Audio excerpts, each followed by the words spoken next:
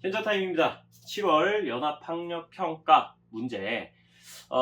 이번에 그렇게까지 어려운 시험은 아니었던 것 같은데, 제가 원래는 사실 7월 학평은 그냥 슬쩍 넘어가려고 그랬는데, 댓글에다가 또 이렇게 해설을 해달라고 요청하시는 분들이 많아서 영상을 찍게 됐습니다. 제가 뭐 꼭 올려야 될 의무가 있는 건 아니지만, 그래도 구독자 여러분들이 요청을 하시니까 제 진심만은 좀 알아드리길 바라면서 바로 해설을 시작을 할게요.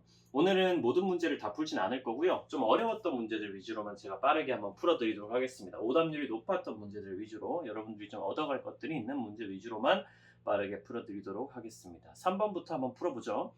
이게 좀 어렵죠. 원조랑 관련된 문제. 갑. 빈곤으로 고통받는 사람에게 자신의 소유물을 자발적으로 나누는 것은 도덕적 행위이다.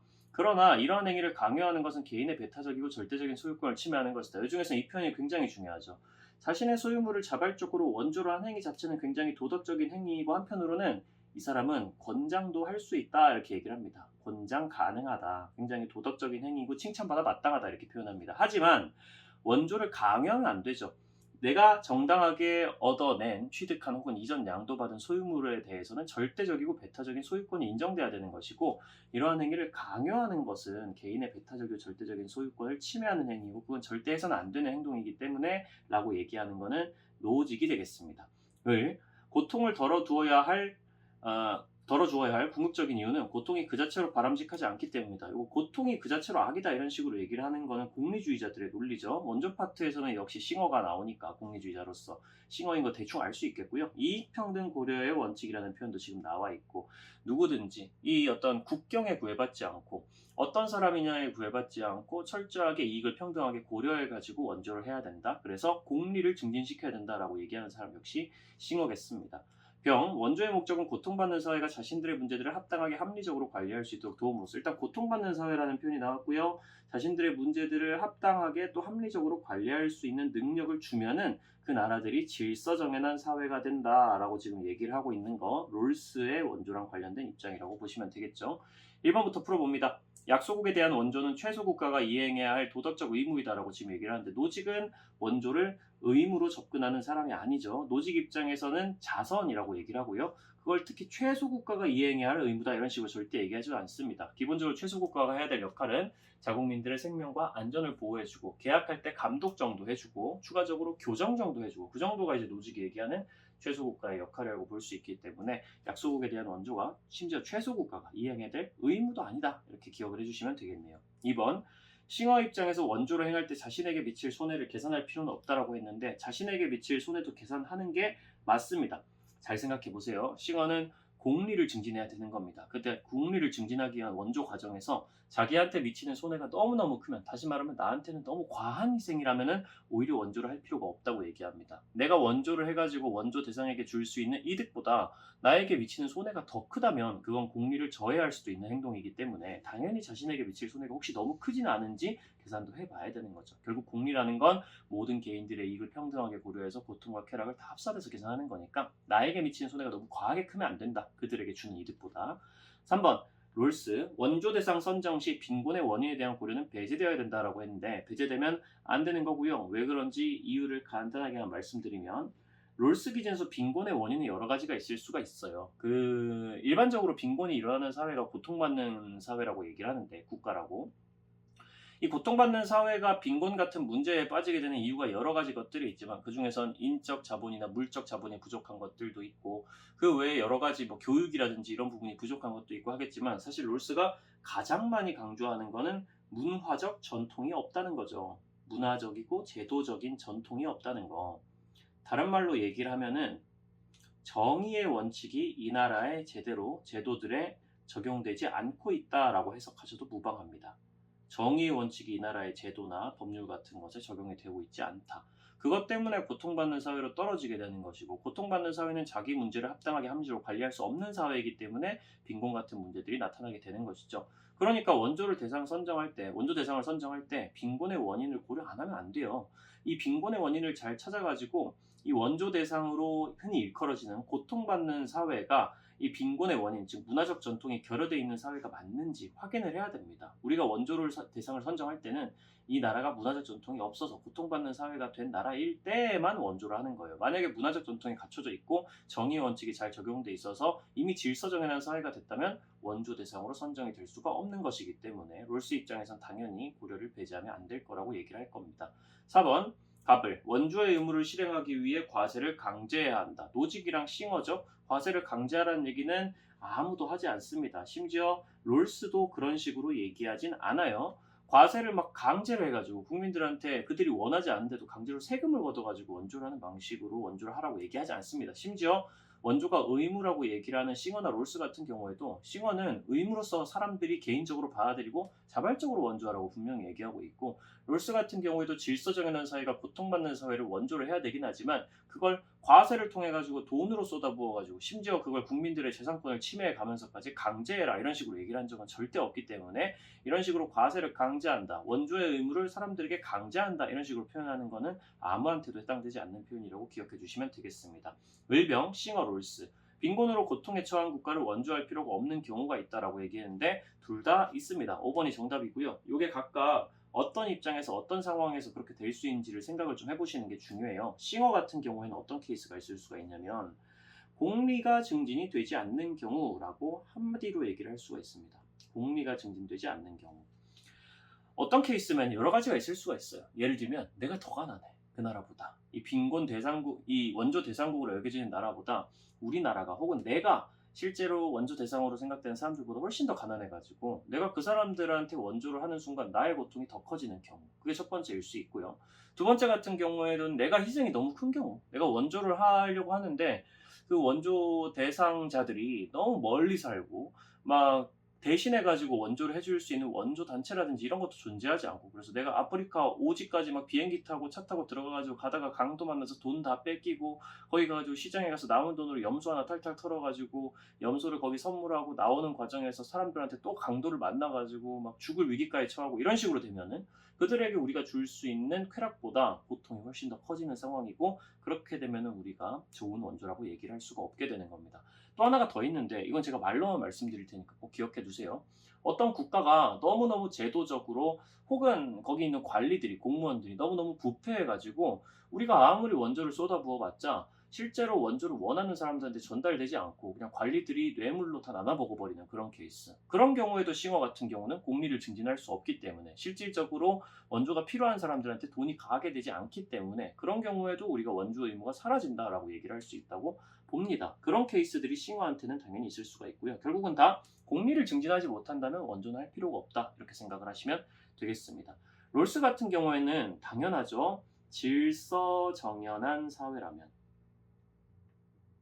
질서정연하다면 우리는 원조를 할 필요가 없습니다. 롤스는 항상 얘기를 하지만 고통받는 사회를 질서정연하게 만들어주는 데까지가 우리 원조의 의무지, 우리가 고통받는 사회를 질서정연하게 만들어준 이후에 그 사회에 있는 빈곤을 싹 다 제거해야 된다 이런 식으로 얘기하는 사람은 아닙니다. 왜냐하면 질서정연한 사회는 자신의 문제들을 합당하게 합리적으로 관리할 수 있는 능력, 즉 자생력이 생겨난 국가이기 때문에 우리가 굳이 더 이상 도와줄 필요가 없는 거예요. 빈곤으로 고통에 처한 국가를 원조할 필요가 없는 경우가 있다. 언제? 그 나라가 이미 질서정연해졌을 경우에 이런 식으로 롤스는 대답을 할 수 있겠죠. 그러니까 정답은 5번이 됩니다. 5번 문제 갈게요. 그림은 서술형 평가 문제 학생 답안이네요. 갑, 국가는 자연적으로 존재하는 결사체의 최후 형태이다. 일단 자연적으로 존재하는 결사체이고 그 결사체의 최후 형태로서 국가를 제시하고 있는 순간 사실상 끝났죠. 뒤에 보면은 본성적으로 국가 공동체를 구성하는 동물이 인간이다라고도 얘기하고 있고, 그게 본성론이죠. 본성에 의해서 국가 없이 살아가는 존재가 있을 수 있는데 인간 이하이거나 인간 이상인 존재이다 이런 식으로 얘기를 하고 있습니다. 누굴까요? 인간 이하는 동물일 거고요. 식물이라든지 이런 존재들. 인간 이상이면은 신일 겁니다. 신이나 인간 이하인 동물이나 식물 이런 존재들 외에는 인간은 무조건 본성적으로 국가를 만들 수밖에 없다라고 얘기하는 본성론을 주장하는 아리스토텔레스의 표현이고요. 을, 국가의 구성원이 된 사람들은 자연법 위반 행위에 대한 처벌권을 입법부에 양도한다. 이거 무조건 기억하셔야 됩니다. 이 표현들. 자연법이라는 건 자연 상태에서도 분명히 있지만 사람들마다 자연법에 대한 판단 기준이 자의적일 수 있기 때문에 서로서로 이성의 오류 가능성 때문에 오류가 발생해가지고 막 싸우게 되는 일들이 벌어진다. 자연법이란 걸 위반하는 사람들도 자연 상태에서 충분히 생길 수 있는 것이기 때문에 이런 자연법 위반 행위에 대해서 처벌할 수 있는 권리는 원래 자연 상태에서는 각 개인들에게 있었다.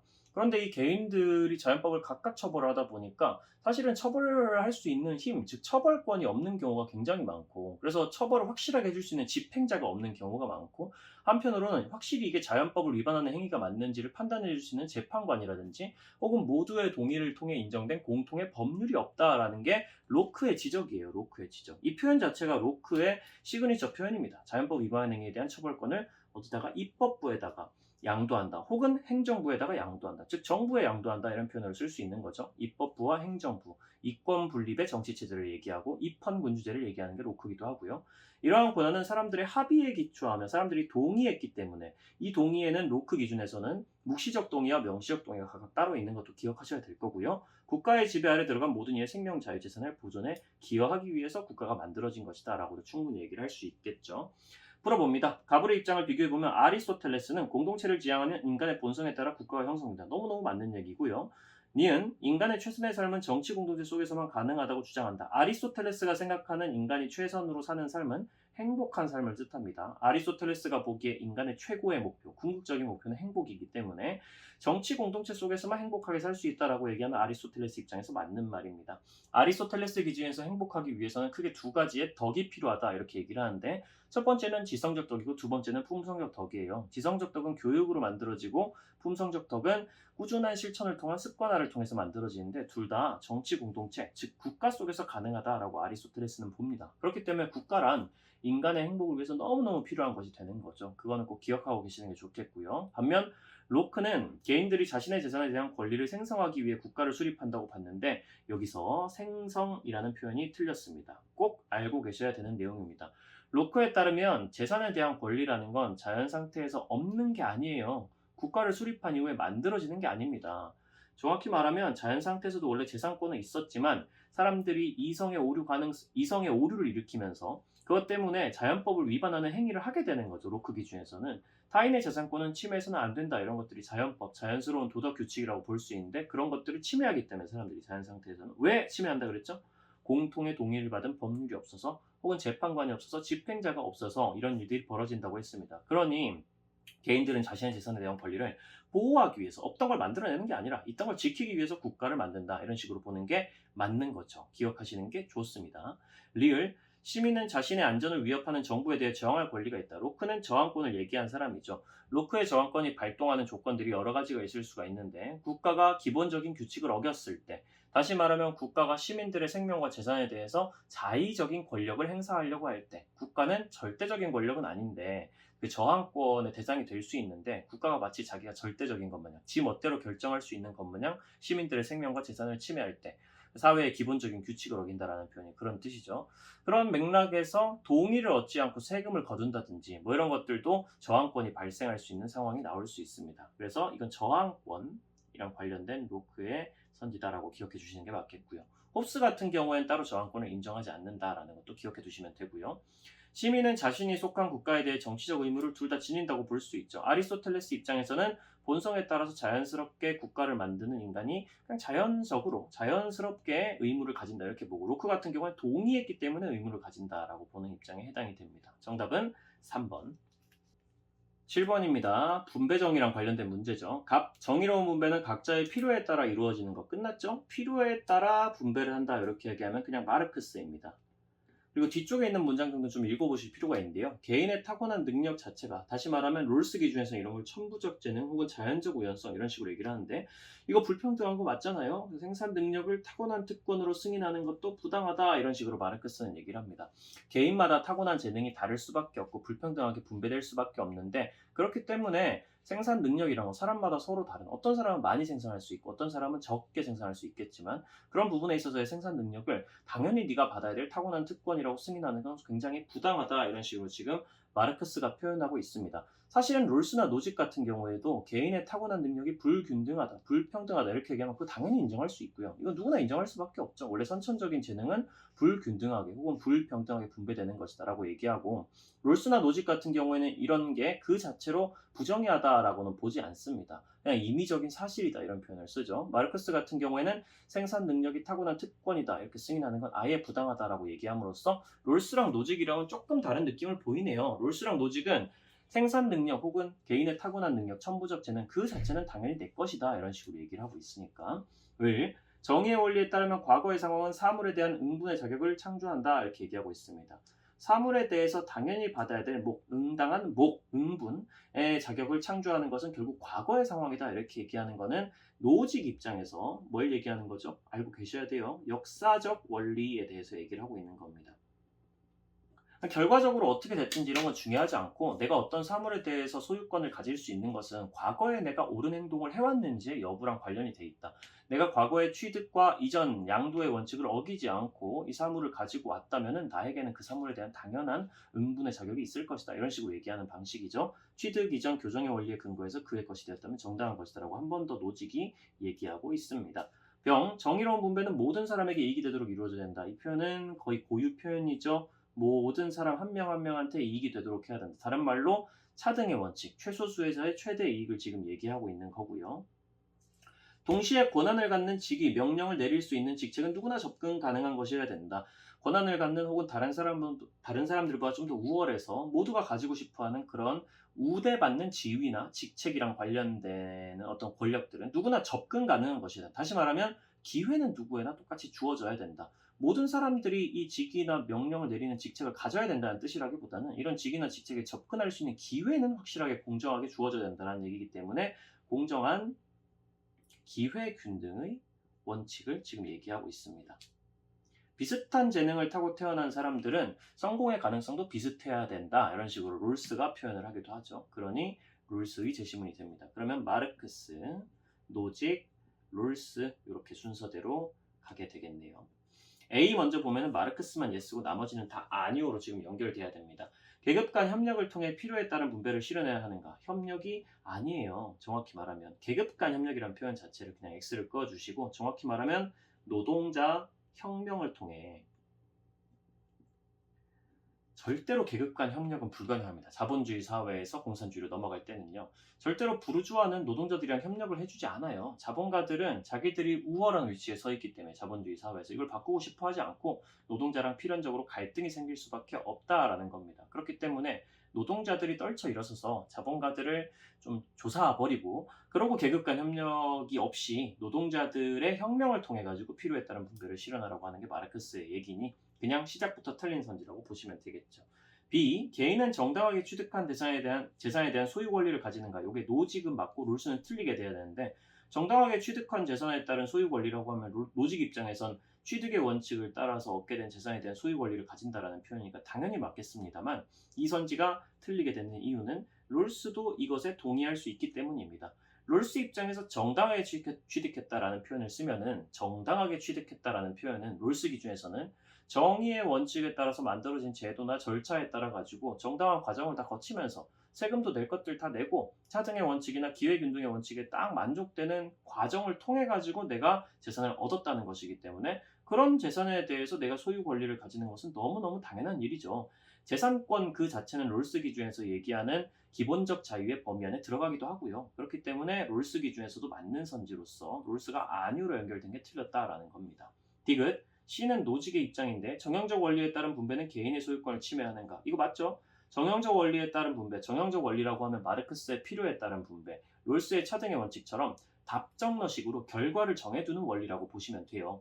마르크스 기준에서는 반드시 필요에 따른 결과적 분배가 이루어져야 된다 이렇게 얘기하고 롤스 기준에서도 차등의 원칙에서 어찌됐든 결과적으로 최소수의자의 최대 이익이 나와야 된다. 물론 롤스는 스스로는 나는 정형적 원리가 아니야 이렇게 주장하는 쪽에 가깝지만 노직 기준에서 그렇게 공격을 한다는 얘기죠. 이 노직이라는 사람이. 이 정형적 원리에 따른 분배는 개인의 소유권을 침해합니다. 노직의 입장에서. 이것도 혹시 알고 계시나요? 이거 제가 다 적기는 그러니까 간단하게 설명만 드릴게요. 노직이 정형적 원리에 따른 분배가 개인의 소유권을 침해한다고 얘기하는 이유가 있어요. 왜냐하면 정형적 원리는 답정너잖아요. 결국은. 그러니까 정의로운 결과를 딱 규정을 해놔요. 근데 현실 속에서 분배라는 게 그 정의로운 결과대로 완벽하게 될 리가 잘 없지 않습니까? 그러면은 어떤 식으로든 필연적으로 재분배가 요구돼야 됩니다. 재분배라는 게 꼭 필요하다는 거죠. 분배가 다 끝나고 난 다음에 정의로운 결과에 맞추기 위해서 요렇게 너 내놔 얘한테 더 줘야지 너 내놔 얘한테 더 줘야지 이런 식으로 재분배를 하게 될 필요가 있다는 건데 일반적으로 그런 재분배 상황에서 보통 재분배를 하는 주체는 정부가 되는 것이고 이 정부가 실질적으로 소유권을 직접 가지고 있는 애들이 아닌데도 소유권이 있는 그 정당하게 그 재산을 얻은 부자들한테 가가지고 야 정의로운 결과 만들어야 되니까 요거 내놔 저거 내놔 가난한 사람들한테 줄 거야 이런 식으로 하는 거는 이전 양도의 원칙 위반이라는 겁니다. 강탈에 의한 이전이라는 거죠. 노직 기준에서는. 그렇기 때문에 정형적 원리 답정너는 답을 이미 정해놓은 방식이기 때문에 현실을 정의로운 결과에 끼워 맞추기 위해서 누군가에게 재산을 뺏게 된다. 강탈하게 된다. 그 과정에서 이전 양도의 원칙을 어기게 되고 그러면 소유권을 침해하게 된다. 이런 식으로 이어지는 논리가 존재한다는 것을 꼭 알고 계셔야 됩니다. 리을 D 같은 경우는 롤스의 입장이죠. 원초적 입장에서 모두의 동의로 정의의 원칙이 도출되는가? 이렇게 물어보면은 롤스 기준에서 당연히 맞죠. 원초적 입장은 무지의 베일을 쓰고 심리학, 사회학의 기본적인 사실들을 아는 선 안에서 남들에게는 상호 무관심한 상태에서 내 이익만 관심을 가져가지고 생각을 해도 이런 원초적 입장에서 동의한 정의의 원칙이란 게 나에게 이익이 되겠다라는 거에 모두가 동의하기 때문에 만장일치로서 정의의 원칙이 도출되는 겁니다. 여기서 모두의라는 걸 다수결의 동의 이렇게 바꾸면은 명백히 틀린 선지가 됩니다. 반드시 만장일치로 동의를 받아야 되는 거니까 그 정도만 잘 기억을 해두시면 정답이 3번인 걸 체크하고 넘어가실 수 있겠네요. 10번입니다. 이거 그렇게 어려운 문제는 아니었는데 중요한 내용이 있어가지고 해설은 좀 하고 넘어가려고 그래요. 죽음은 영원히 육체의 감옥에서 분리되어 자유로워지는 것이다. 이거 끝났죠? 이렇게 표현하면 죽음을 굉장히 긍정적으로 묘사하고 있고요. 그러면 플라톤입니다. 죽음이라는 게 영혼이라는 게 육체에 원래 갇혀 있었는데 여기서 분리돼 가지고 자유로워져서 어딘가로부터 떠나는 것이다. 자유라고 하는 건 정확히 말하면 이데아로 간다는 뜻이죠. 이데아의 세계로 고한다는 뜻으로 받아들이시면 됩니다. 영혼이 육체와 함께 있는 동안은 순수하게 인식할 수 없어. 왜냐하면 육체라는 거는 감각과 욕망을 발생시키거든. 그래서 영혼이 이성적인 사고를 통해서 이데아를 인식하는 걸 가로막아. 그래서 순수하게 인식할 수 없다 이런 표현이 나오는 거고요. 죽음 이후에야 우리가 간절히 바라는 지혜를 발견할 수 있어. 이게 바로 아까 얘기했던 이데아를 얘기하는 것이죠. 그렇게 알고 계시면 되겠습니다. 그러니 플라톤은 죽음을 긍정적으로 본다. 죽음이 우리에게 아무것도 아니라는 믿음에 익숙해져야 된다. 죽음은 우리에게 아무것도 아니다 이렇게 딱 하면 끝났죠. 이거는 고유 표현으로 외워두셔야 돼요. 에피쿠로 쓰고 모든 좋고 나쁨은 감각에 달려있다고 믿는 감각주의자 혹은 쾌락주의자에 해당되는데 이 사람들이 죽으면 감각을 잃기 때문에 죽으면 고통을 어차피 느끼지 못해. 죽음을 왜 두려워하지? 이런 식으로 얘기하는 사람들. 또 한편으로는 우리는 지금 살아있는데 살아있으면 어차피 죽음을 경험할 수도 없잖아. 그러니까 살아있을 때에도 죽음이 고통을 줄 수 없고 죽은 뒤에도 감각을 잃으니까 고통을 줄 수 없다면 Why so afraid of? 이렇게 얘기를 하는 겁니다. 왜 너 무서워해? 이렇게 얘기를 하면서 죽음에 대해서 두려워할 필요가 없어. 이렇게 죽음에 대해서 제대로 알고 나면은 두려움을 제거하고 나면은 불멸에 대한 갈망이 주는 고통을 제거할 수가 있거든. 죽음에 대해서 무서워하기 때문에 불멸하고 싶어 하는 거예요. 그렇죠? 그리고 불멸에 대해서 끊임없이 갈망을 하는데 현실에선 죽지 않고 영원히 사는 것이 불가능하니까 끊임없이 고통을 받게 되는 것이고요. 에피쿠로스가 제일 경계하는 게 이 부분들입니다. 죽음이라든지 미신이라든지 유령이라든지 그런 것들에 대해서 쓸데없는 불안감에 너무 많이 시달리니까 소위 아타락시아라고 부르는 정신적 평정으로부터 멀어지는 것이거든요. 그러니까 죽음을 잘 알아야 됩니다. 그러면 이런 불안감들을 제거할 수 있을 거니까요. 이렇게 얘기를 하는 게 에피쿠로스의 입장. 기억, 플라톤. 인간의 영혼과 육체는 죽음과 동시에 완전히 소멸된다. 플라톤의 입장에서 절대 그렇지 않습니다. 영혼은 소멸되지 않아요. 육체는 소멸되는 게 맞습니다. 하지만 플라톤 같은 경우에는 영혼은 영혼 불멸설의 입장에 플라톤이 서 있기 때문에 영혼은 절대 소멸하지 않는 것이라고 본다는 것만 잘 기억하고 계시면 되겠어요. 영혼은 육체가 죽고 나면은 소멸하고 나면은 이데아의 세계로 떠나는 거죠. 니은 에피쿠로스 입장에서 현세의 도덕적인 삶을 내세에서의 행복한 삶을 보장해준다. 에피쿠로스 입장에선 내세 같은 게 존재하지 않습니다. 현세의 도덕적인 삶이 내세에서 행복한 삶을 보장해준다. 이건 사실 불교의 업보설이랑 굉장히 비슷한 가까운 그런 선지잖아요.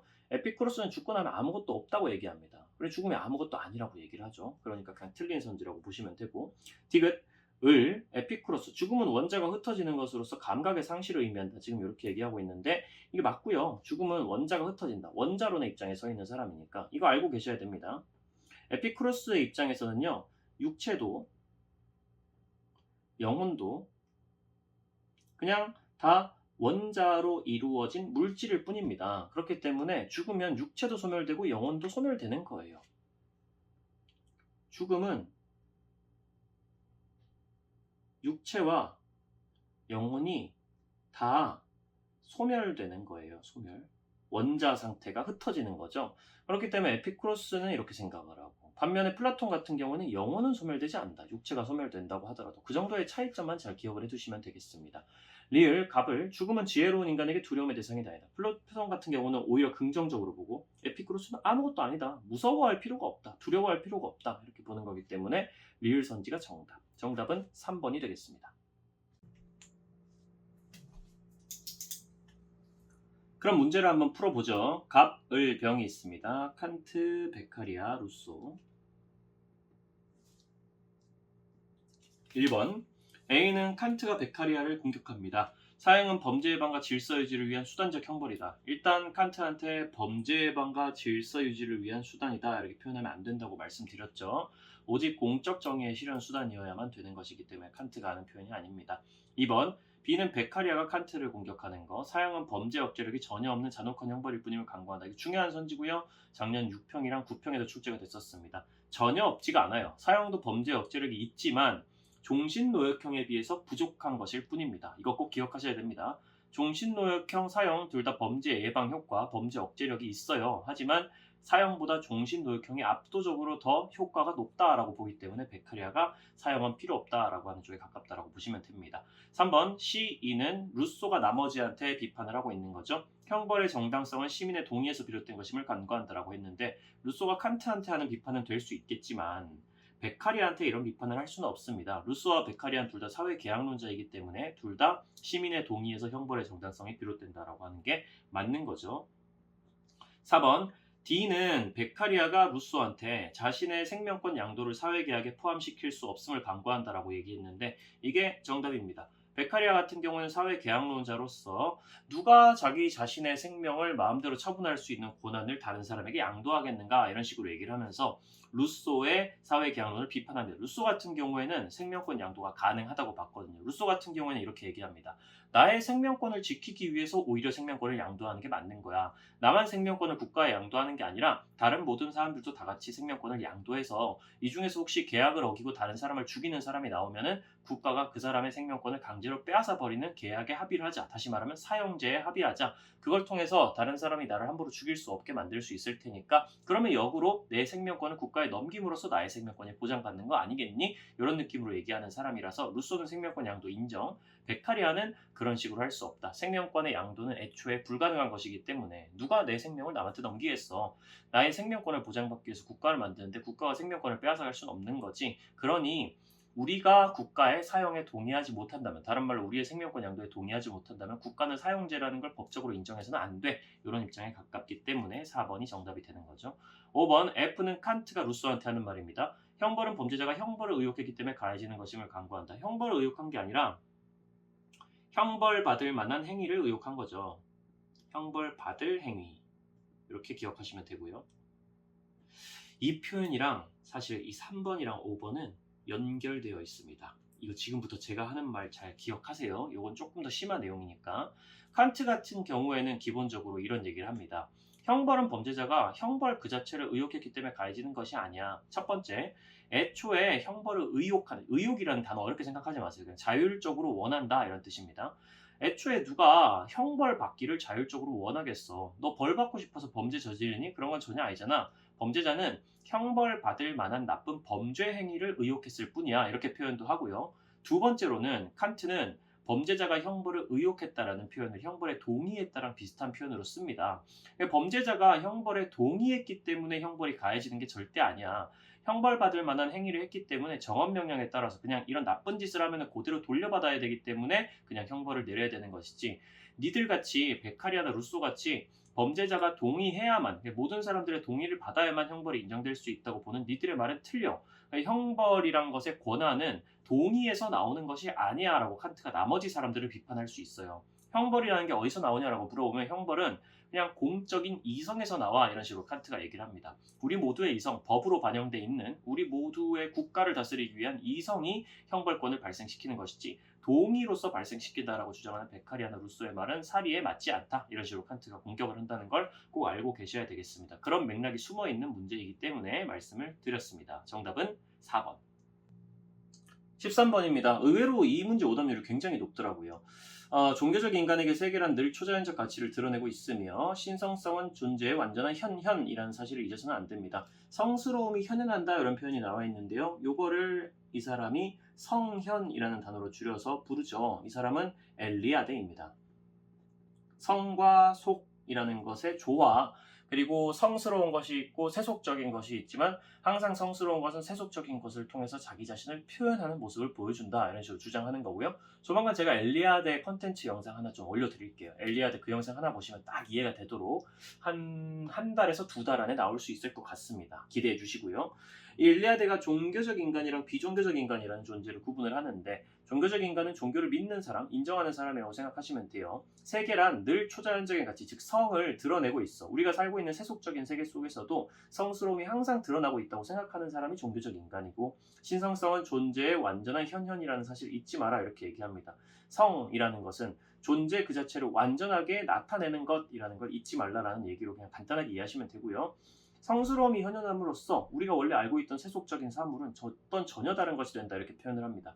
이 펜이라는 것에 성스러움이 현현한다라고 얘기를 해보면 제가 이렇게 던졌는데 지금은 이렇게 넘어지잖아요. 근데 가끔씩 이렇게 펜이 딱 설 때가 있지 않겠습니까? 제가 한 5번을 던졌는데 5번이 이렇게 딱딱 섰어. 그러면 그거는 굉장히 평소엔 일어날 것 같지 않은 현상이잖아요. 그런 경우에 이거 신이 강림했구나. 뭔가 성스러운 것이 강림했구나. 이렇게 느끼는 것이 종교적 인간의 마음가짐이라고 볼 수 있습니다. 물론 엘리아데 교부엔 실제로 신이 내려가지고 신이 이 성스러운 것이 이 세속적인 펜에 개입해가지고 이런 모습을 나타낸 것도 맞고요. 그 순간 이 펜은 그 전의 펜과는 전혀 다른 어떤 성스러운 펜이 되는 것이죠. 그러나 그 후에도 여전히 그게 그냥 펜임은 변하지도 않습니다. 성스러운 돌도, 성스러운 펜도 한 개의 돌이지만 혹은 펜이지만 돌이 성스러운 것으로서 계시되는 사람들에게는 다시 말하면 성스러운 것으로 계시되는 사람들이라고 하면 당연하겠지만 종교적 인간을 뜻합니다. 눈앞의 돌이 현실의 초자연적인 실체, 눈앞의 돌, 세속적인 사물이 현실 속에서 초자연적인 실체, 즉 성으로 변한다, 신으로 변한다. 이 펜 안에 신이 들어있는 것처럼 느껴진다. 이런 느낌으로 이해를 하시면 되겠어요. 1번부터 풀어봅니다. 세계를 성스럽게 만드는 신은 종교적 인간에게만 성스러움을 드러낸다. 이게 틀렸습니다. 성현이라는 것은 누구에게나 드러난다라고 얘기를 합니다. 다만 그 성현 속에서 초자연적인 가치를 찾아낼 수 있는 사람이 종교적 인간이라는 뜻으로 엘리아데가 표현을 하기 때문에 종교적 인간에게만 성스러움을 드러낸 건 아니고요. 세계를 성스럽게 만드는 신은 종교적 인간에게도 비종교적 인간에게도 성스러움을 보여주긴 합니다. 성스러운 현상을 보여주죠. 하지만 종교적 인간은 그걸 통해서 초자연적인 가치를 찾아낼 수 있는 사람이고 비종교적 인간은 그것을 통해서 성스러움이란 걸 찾아낼 수는 없다. 성스러운 현상을 신이 모두에게 평등하게 보여주지만 다시 말하면 성현이라는 것은 누구에게나 평등하게 드러나는 것이지만 종교적 인간만이 거기에서 실질적으로 성스러움이라는 것을 제대로 인식할 수 있다. 이 정도만 기억하고 계시면 돼요. 성스러움은 모두에게 드러난다. 하지만 그걸 통해서 실제로 성이라는 신이라는 존재가 여기에서 모습을 나타냈구나라는 걸 깨달을 수 있는 사람은 종교적 인간뿐이다. 이 정도로 기억을 하시면 되겠습니다. 2번, 신은 자연적인 대상을 통해서 성스러움을 다양한 양태, 모양과 형태라는 뜻으로 생각을 하시면 됩니다. 자연적인 대상을 통해서 성스러움을 다양한 모습으로 보여주죠. 이렇게 펜에 강림할 때도 있고 돌에 강림할 때도 있고 혹은 우리가 보고 있는 여러 그림들에도 강림할 때도 있고 성이라는 것이 그렇게 생각하시면 되겠습니다. 3번, 초자연적인 것과 자연적인 것은 불가분의 관계로 연결되어 있다. 항상 이렇게 얘기합니다. 성과 속의 연결고리 이렇게 얘기해요. 성과 속은 항상 연결되어 있고 세속적인 것에 항상 성스러운 것이 자기 모습을 드러낼 여지가 항상 이 세상에 열려 있고 종교적 인간은 항상 성스러운 것이 세속적인 세상에서 자신을 나타내 보이고 있다. 이런 식으로도 생각하고 있다고 보시면 되겠죠. 4번, 세속적인 것과 성스러움은 질적으로 다르지만 조화를 이룰 수 있다. 둘이 완전히 다른 건 맞는데 충분히 조화를 이룰 수 있다. 속적인 것에서 성적인 것이 모습을 보이기도 하고. 5번, 자연물 그 자체가 아닌 자연물을 통해 드러나는 성스러움이 숭배의 대상이다. 이렇게 얘기를 합니다. 절대로 우리는 펜을 섬기는 게 아니죠. 숭배하는 게 아니고 펜 속에 드러난 신, 즉 성스러움을 숭배하는 것이다. 라는 선지도 굉장히 중요한 선지니까 꼭 기억을 해두시기만 하면 됩니다. 1번이 정답이었죠. 14번입니다. 시민불복종은 법에 분명히 반하는 것이긴 하지만 이건 명백하죠. 법에 분명히 반하는 것, 다른 말로 위법행위이긴 하지만 이건 누구도 부정할 수 없습니다. 법의 충실성이라는 표현이 나오는 순간 누군지 알아보셔야 되죠. 요거 롤스입니다. 법의 충실성과 민주체제의 기본적인 정치적 원리들에 호소한다 이런 식으로 돼 있는데 민주체제의 기본적인 정치적 원리들이 뭘 통해서 나왔냐라고 물어보면은 정의의 원칙을 통해서 나왔다라고 생각하시면 되겠습니다. 혹은 정의의 원칙 그 자체라고 생각하셔도 크게 무리는 없습니다. 정의의 원칙에 호소하는 것이 시민불복종이고 법의 충실성에 호소하는 것이 시민불복종이고 이런 식으로 얘기를 합니다. 롤스가 일반적으로 쓰는 표현이 법의 충실성의 한계 내에서 시민불복종하라 이런 뜻인데 우리는 기본적으로 거의 정의로운 사회 내에서 시민불복종을 하는 것이기 때문에 거의 정의로운 사회는 그래도 정의의 원칙이 나름대로 꽤나 잘 반영돼 있는 것이고 100%는 아니더라도 그런 사회라면 기본적으로 우리에게 자연적 의무로서 준법의 의무가 있다고 얘기를 해요. 그렇기 때문에 우리는 이 위법 행위를 하는 상황이라고 하더라도 너무너무 부정의한 법이 있어서 그런 법에 대해서 시민복종을 하는 위법 행위를 하는 상황이라고 해도 그래도 법이라는 것에 대한 기본적인 존중감, 충실함 이 정도는 지켜줘야 된다고 지금 표현하고 있는 것이고 한편으로 법의 충실성의 한계를 지켜야 되기 때문에 처벌을 감수한다든지 최후의 수단으로 사용한다든지 비폭력적으로 한다든지 이런 조건들도 따라 나오게 됩니다. 이러한 불복종은 거의 정의로운 사회에서 그 체제의 합법성을 인정하는 거의 정의로운 사회에서만 시민불복종이 일어난다는 거 굉장히 중요하죠. 아예 부정의한 사회에서는 시민불복종을 일어날 수 없습니다. 폭력혁명의 대상이고요. 거의 정의로운 사회에서만 시민불복종이 일어나는데 그 체제의 합법성을 인정하는 시민들에 의해서만 시민불복종이 일어날 수 있다는 것도 굉장히 중요한 표현이니까 꼭 기억을 해두시죠. 그 체제 자체를 부정하는 사람들은요 시민불복종을 하지 않아요. 폭력혁명을 하겠죠. 그래서 법의 힘에 저항하지 않는다. 이어서 법적인 처벌을 수용한다. 처벌 감수 이런 조건들도 나오고 있으니까 잘 배우신 분들이라면 롤스라는 거 충분히 알아보실 수 있겠습니다. 기억. 시민불복종은 헌법의 근거가 되는 원칙에 위배되는 행위다라고 했는데 헌법의 근거가 되는 원칙이 바로 우리가 알고 있는 정의의 원칙 그 자체다. 정의의 원칙. 시민불복종은 정의의 원칙에 위배되는 행위가 아니라 정의의 원칙에 위배되는 법을 없애려고 하는 행위이기 때문에 오히려 정의의 원칙을 따라가고 정의의 원칙을 기준으로 삼는 행위다 이렇게 항상 기억하고 계셔야 됩니다. 위배되지 않고요. 정의의 원칙을 기준으로 해서 만들어지는 행위다. 니은 시민불복종의 대상에 모든 부정의한 법이 포함되는 것은 아니다라고 지금 나와 있는데 요거 중에 하나만 하고 갈 거예요. 헌법이라는 거 있잖아요. 헌법의 근거가 되는 원칙이 정의의 원칙이라면 당연히 헌법에 저항하는 것은 안 되겠죠. 헌법은 저항의 대상이 아니다. 이렇게 알고 계시면 되겠습니다. 헌법 외에 일부 부정의한 법들. 헌법은 우리나라에서 최고의 법이고 대한민국은 민주공화국이고 이렇게 시작하는 그 헌법 있잖아요. 그거 말고 거의 정의로운 사회라면 그건 기본적으로 정의의 원칙에 의해서 만들어져 있기 때문에 저항 대상이 아니고 그 헌법에 규정된 절차 그러니까 뭐 국회에서 과반수의 동의를 얻으면 이런 법을 통과시킬 수 있다든지 그런 절차를 통해서 생겨난 구체적인 여러 가지 법들 중에 일부 심각하게 정의의 원칙을 위배하는 그런 법들이 우리의 저항의 대상이 되는 거다라고 항상 기억을 해두셔야 되겠습니다. 니은 시민복종의 대상에 모든 부정의한 법이 포함되는 것은 당연히 아니죠. 부정의한 법들 중에 조금 부정의한 법들은 오히려 아까 얘기했던 법의 충실성이라는 걸 우리 지켜야 된다 그랬으니까 우리에겐 거의 정의로운 사회의 시민들이라면 자연적 의무로서 준법의 의무가 부과되거든요. 조금 부정의한 법이라면요 지키는 게 맞아요. 그런 경우에는 그걸 수정하는 역할보다는 자연적 의무로서 준법의 어떤 중요도가 더 많이 부각이 되는 상황이고요. 하지만 너무너무 심각하게 부정의한 법이라면 그런 경우에는 자연적 의무인 준법의 의무보다 이 부정의한 법을 수정할 의무가 더 우선시 될 수도 있는 상황이라고 생각을 하시면 되겠습니다. 그러니까 모든 부정의한 법은 아니고 항상 이렇게 생각하셔야 되는 거죠. 심각하게 부정의한 법이 불복종의 대상이 된다. 심각하게 정의의 원칙을 위배하는 법이 그런 법들만이 불복종의 대상이다. 이렇게 항상 기억을 해주셔야 되겠습니다.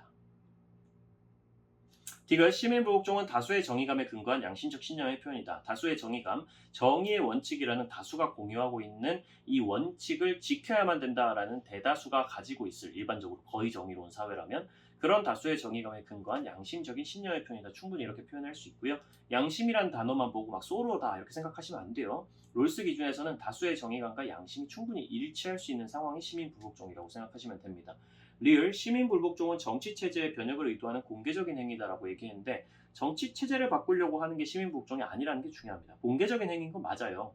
정치 체제의 변혁을 의도하지 않는다. 왜냐하면 시민부국종이란 건 항상 거의 정의로운 사회에서 일어나는 것이기 때문에 거의 정의로운 사회를 엎어버리려고 하는 건 아닙니다. 애초에 완벽하게 정의로운 사회는 현실에서 실현되기가 불가능하다고 롤스는 얘기를 하고 있고, 거의 정의로운 사회를 그럼 변혁해버리면 그건 더 부정의한 사회로 갈 수밖에 없게 되는 건데, 그런 식으로 하려고 우리가 시민복종을 하는 건 아니죠. 지금도 거의 정의로운 사회를 조금 더 일부 수정해가지고 더 정의로운 사회를 만들려고 하는 것이기 때문에 체제 자체를 바꾸려고 하는 건 아니다. 절대로.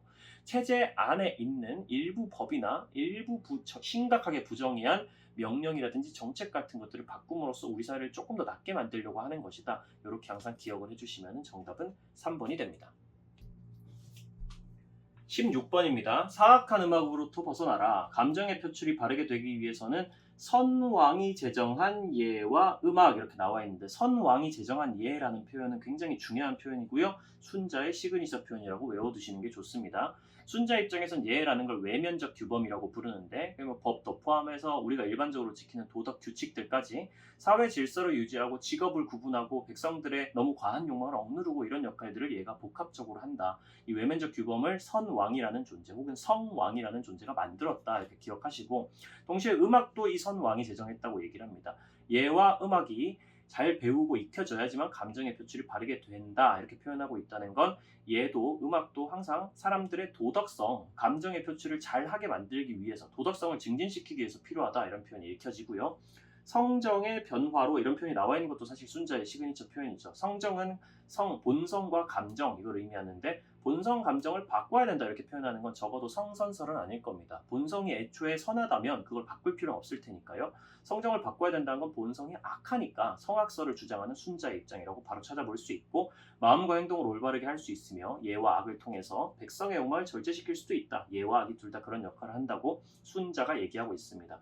정확히 말하면 유교의 예악 사상의 한 분파라고 보시면 되겠고요. 예악 사상은 넓게 보면 도덕주의에 해당되죠. 예술은 도덕을 위해서 꼭 필요하다.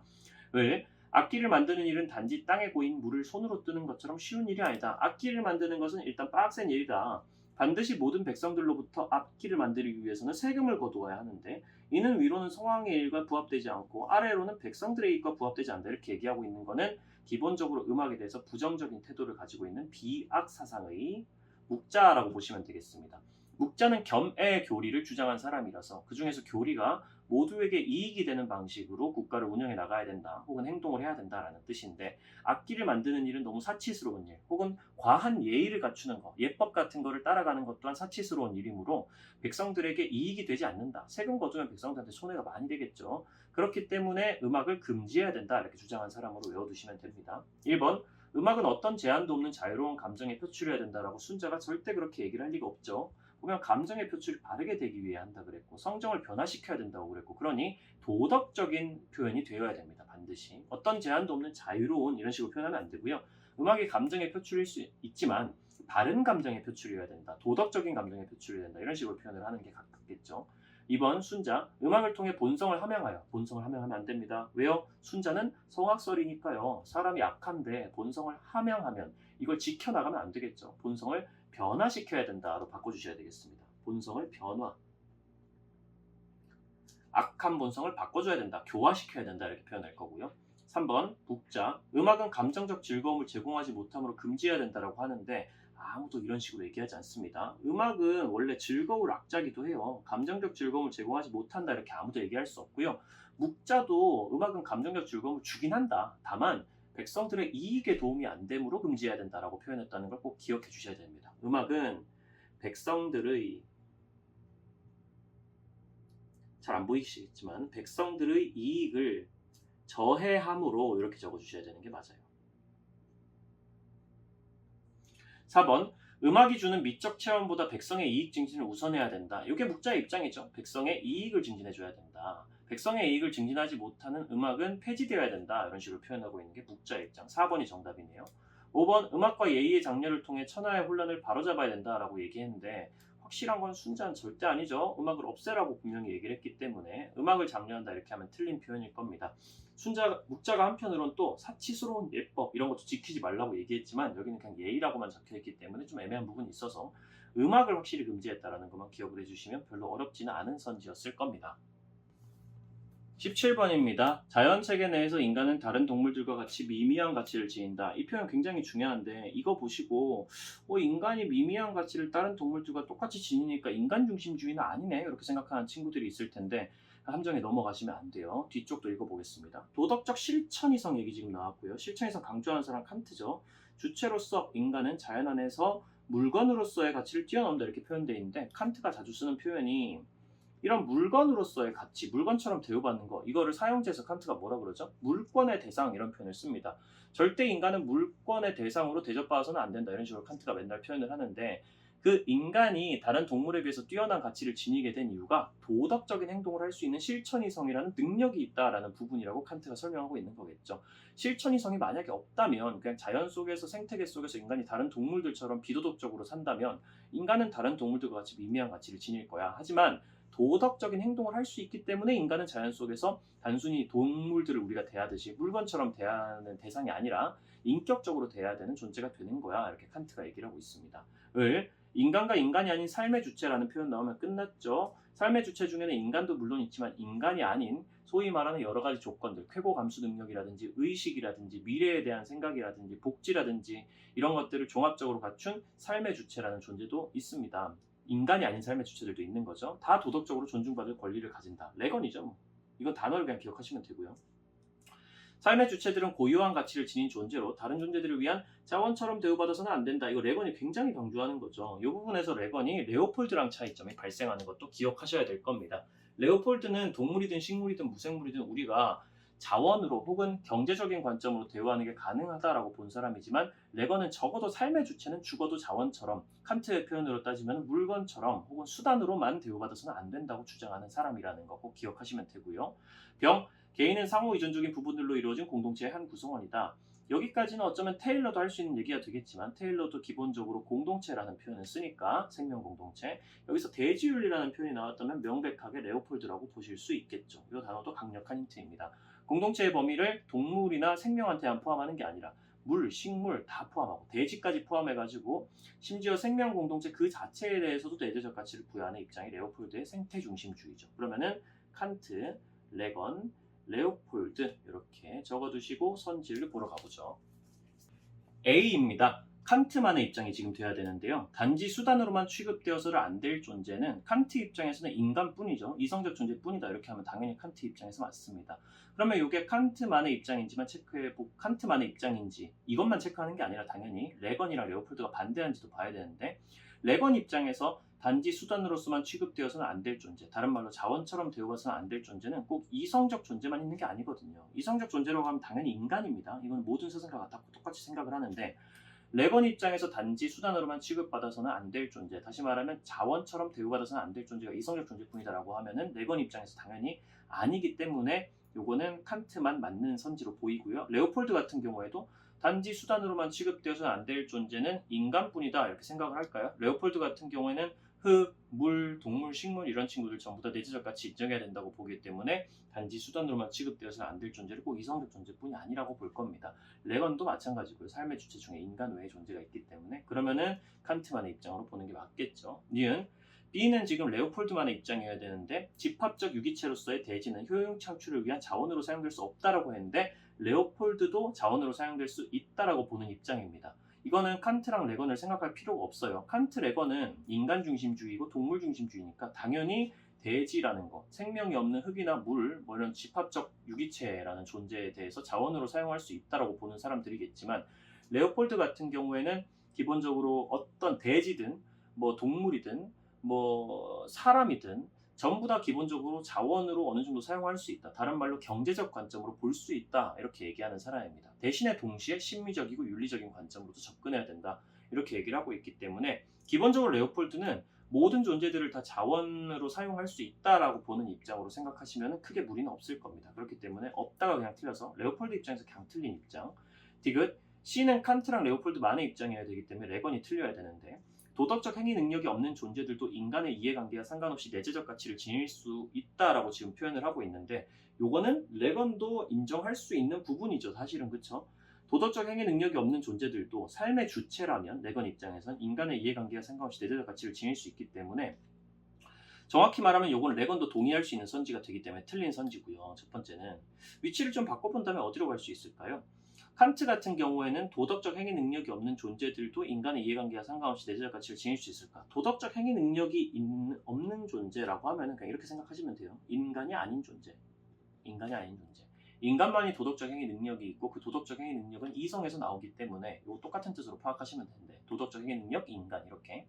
인간이 아닌 존재도 인간의 이해관계와 상관없이 내재적 가치를 지닐 수 있다라고 하면 칸트는 당연히 동의하지 않을 겁니다. 인간만 내재적 가치를 가지니까요.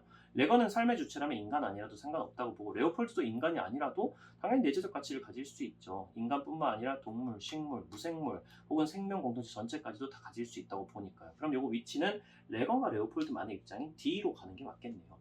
리을 D 이건 레건과 레오폴드만의 입장인 D인데 동물을 함부로 대하지 말아야 하는 이유가 인간에 대한 인간의 의무에서 도출되는 것은 아니다. 레건과 레오폴드 입장에서는 그렇죠. 이 사람들의 입장에서는 동물이 내재적 가치가 있기 때문에 동물을 함부로 대하지 말아야 하는 이유는 인간에 대한 인간의 의무에서 도출된다기보다는 동물에 대한 인간의 의무에서 도출된다라고 볼 수 있는 부분입니다. 이 사람들이 보기에는. 그렇기 때문에 이 사람들은 꼭 인간에 대한 인간의 의무에서 동물을 학대하지 말아야 되는 이유가 도출되는 거 아니야. 우리는 동물에 대한 인간의 의무를 인정해야 돼. 이렇게 얘기하기 때문에 둘 다 맞을 거고. 칸트는 어때요?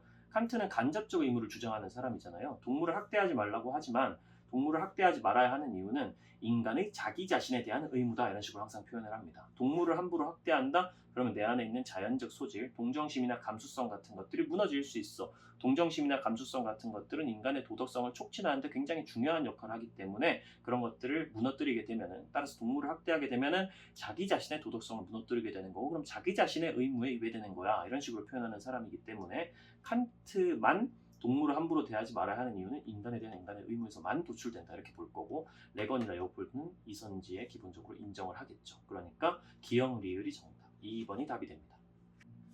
18번입니다. 모든 국가의 시민 정치 체제는 공화 정치여야 된다. 이거 끝났죠? 이거만 보면은 이거 칸트인 거 알아보셔야 되고요. 칸트의 영구평화라는 확정 조항의 1항에 해당되는 내용입니다. 모든 국가의 국내법, 즉 시민정치제는 공화정이어야 된다. 왜 공화정이어야 되는지도 혹시 기억나시나요?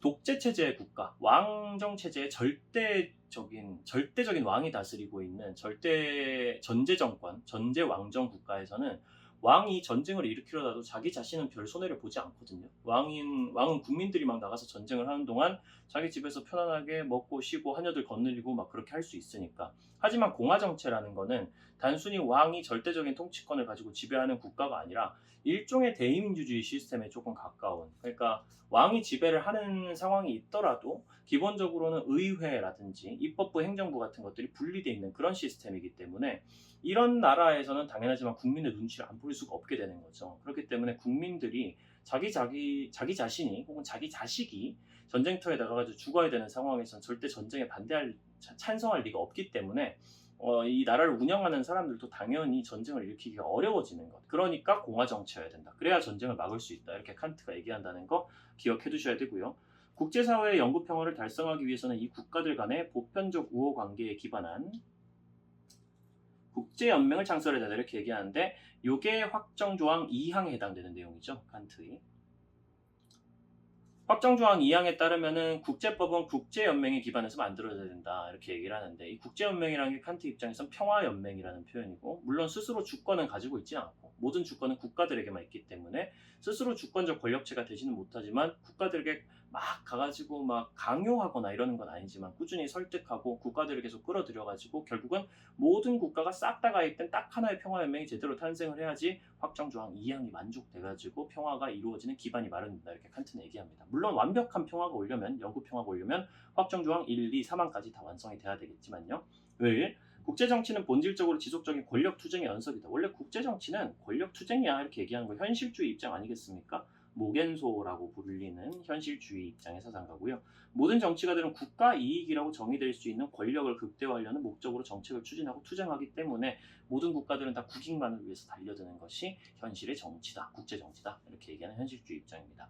기억, 칸트, 연맹체제의 단계에서도 개별 국가의 주권은 인정된다. 그럼요. 칸트 입장에서는 이 국가라는 거는 like, 인격과 비슷한 느낌으로 일컬어지기 때문에 우리가 인간에게서 인격 혹은 인권을 빼앗아갈 수 없듯이 국가에게서도 주권을 절대 빼앗을 수 없다. 그러니 평화연맹이라는 게 만들어지더라도 개별 국가의 주권을 항상 인정해야 되는 것이고, 평화연맹도 절대로 이 국가를 막 강요하거나 막 강제로 체제를 바꾸려고 하거나 이런 식으로 행동해서는 절대 안 된다. 이렇게 얘기하는 게 칸트의 입장입니다. 그래서 평화연맹은 주권적 권력체가 아니라고 하기도 하죠. 니은 이거 적어 놓을까요? 평화연맹이란 것도, 평화연맹도 절대로 국가의 주권을 빼앗아서 자기가 스스로 주권을 가지게 될 수는 없다. 주권적인 권력체가 아니다. 마치 현실에서 유엔이라는 존재가 우리나라의 국내 정치에 막 개입을 할 수 없는 것처럼 평화연맹도 마찬가지라고 생각하시면 됩니다. 니은 현실주의, 국제정치에서 분쟁은 인간의 본성에서 기인할 수 있다. 현실주의 입장이 되게 그렇죠. 왜냐면 이 사람들이 인간의 본성을 뭐라고 보니까? 이기적이라고 보니까. 이기적인 인간의 본성이 모여가지고 국가 속에서 국가도 굉장히 이기적이 되는 것이고, 그 이기성 때문에 희소한 자원을 가지고 다투다 보니까 분쟁이 일어나는 것이고, 이렇게 보는 것이죠. 디귿 현실주의, 국제관계에서 국가 간 세력 균형은 영구적 평화를 보장한다. 현실주의는 영원한 평화를 인정하지 않습니다. 일시적인 평화 정도는 만들어줄 수 있겠죠. 일시적 평화 정도는 어느 정도 보장해 줄 수 있을 겁니다.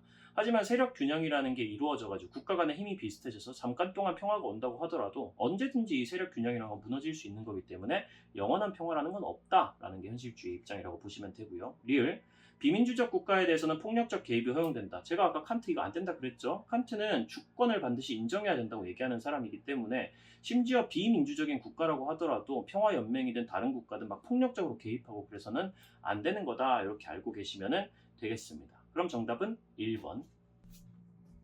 자, 마지막 문제입니다. 20번이네요. 현재에 대한 책무는 미래의 관점에서 출발하며 동시대적 세계의 복지와 고통의 관점에서 시작하지 않는다. 미래의 관점에서 출발한다라는 이 표현, 미래를 항상 내다봐야 된다. 미래를 바라봤을 때 현재에 대한 책무, 즉 다른 말로 의무가 발생한다. 이런 표현만 봐도 대충 누군지 짐작은 가시나요?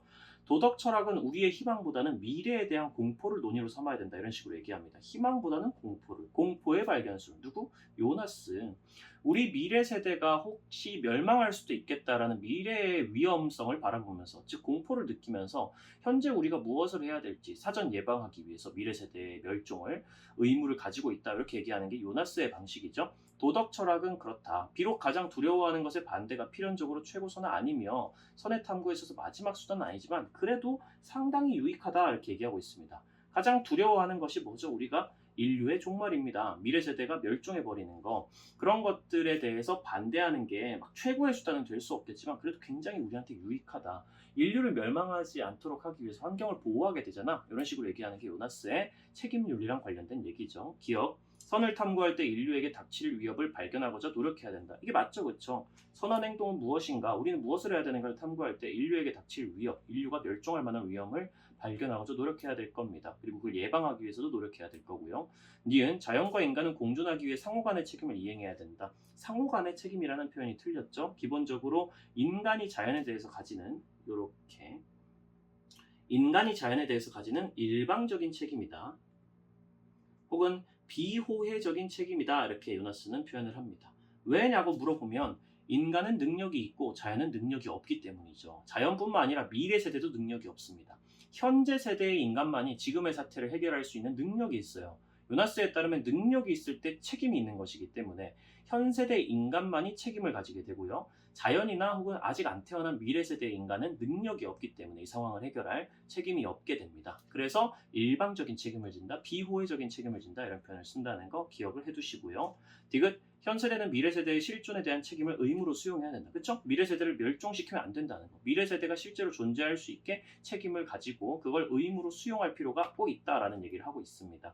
리을 인간은 행해진 것뿐만 아니라 행해야 할 것에 대한 책임도 있다. 그렇죠. 현재에 대한 책무는 미래의 관점에서 출발한다라고 하지 않았습니까? 행해야 할 것, 앞으로 우리가 해야 될 것에 대한 책임이 있다라는 뜻이죠.